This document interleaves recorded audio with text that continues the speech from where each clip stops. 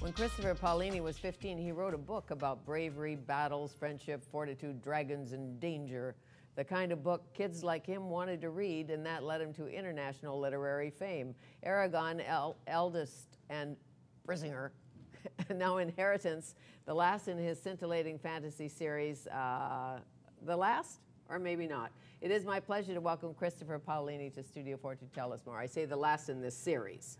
That's right. No, I'm definitely going to write more books in the future. And also thank you for having me on the show. It's a real honor. Well, nice to meet you because you hail from my home state. That's right. I grew up pretty much my whole life in Montana, although I have spent a few years in Alaska at one point or another. The rough and ready. Yes, where inspire you. Oh, everything inspired me, both in Alaska and Montana, especially in Montana. I mean, the landscape, the mountains are so gorgeous, as you know. The bear-tooths. The bear-tooths, the wildlife, you know, getting to see the animals on a daily basis. And all of that definitely helped inform my writing. Rumor has it you grew up in a log cabin that was a little drafty. Yeah. When we first moved to Montana, we were in a log cabin that had a 50-gallon steel drum for a stove, and we were using chewing gum to plug the holes in the walls when it rained. So to go from that to everything that the books have taken me and all the success with the books has been an amazing journey. Well, one of the blessings in your life, too, is that your mother was a Montessori teacher. So you didn't have to go to the schoolhouse. You got to stay at home and be schooled. That's right. I didn't have to do the thing, you know, walking 2 miles through the snow uphill to get to school. Although I did have to walk through the snow to, you know, get the logs for our wood stove. But no, I was homeschooled my whole life, and I think that was, you know, putting aside the quality of the education, because I do think I got a good education, but putting aside the quality of the education, being homeschooled is what really allowed me to write Aragon, because it allowed me to graduate early. And if I had not graduated early, I graduated at 15, I never would have had the time to write my first book, Aragon.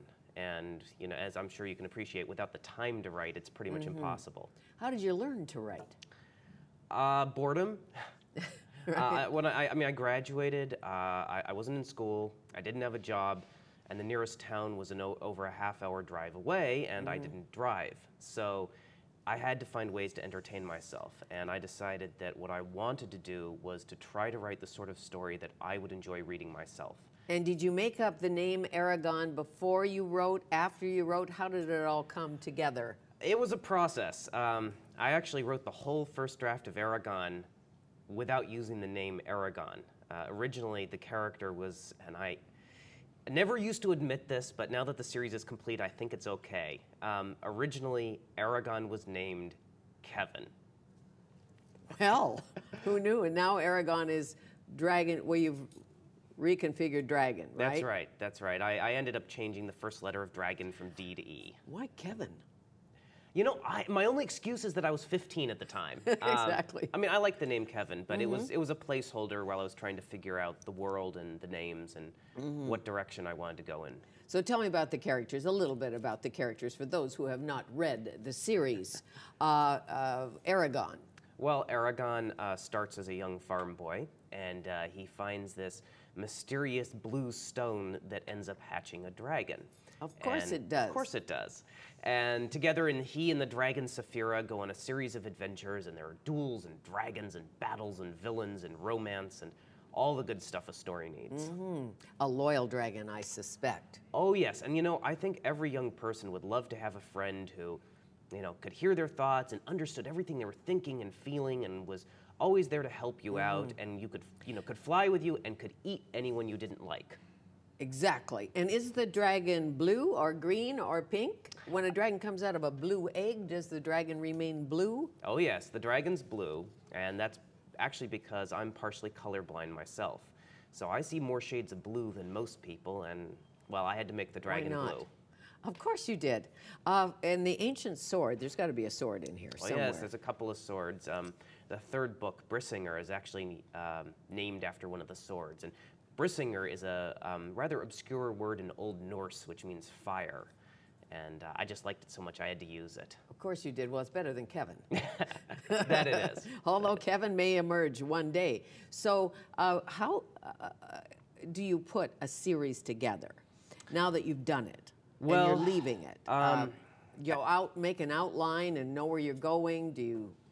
Every author works differently, so I should, what works for me doesn't necessarily work for anyone else. But in my case, I can't work without a roadmap. I just don't know where I'm going. So if I start writing without an outline, I'll get maybe 3 or 4 pages, and then it's as if I run into a brick wall.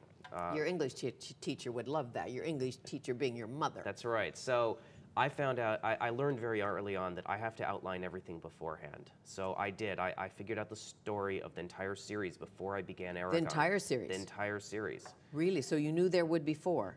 I knew there were going to be 3, and the only reason there are 4 is because the third one got so big, it would have been over 2,000 pages long if we had kept it 1 volume.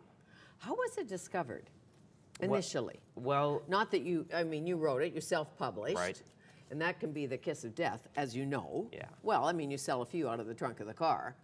We did pretty well self-publishing, actually, and I was traveling all across the western half of the United States doing events at libraries and schools and stuff. But eventually the author, Carl Hiaasen, he's written the young adult book Hoot and many others, great guy. But he was vacationing in Montana, and he bought a copy of the self-published edition of Aragon for his son, Ryan. And Ryan liked the book so much that his dad passed it on to Random House, and it sort of bounced around in Random House for a few months, and then my editor-to-be picked it up and contacted me and said, we're interested in publishing the series.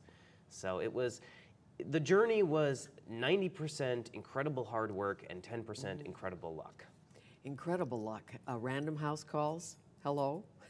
Yeah, well, it was an email. Who answered the phone?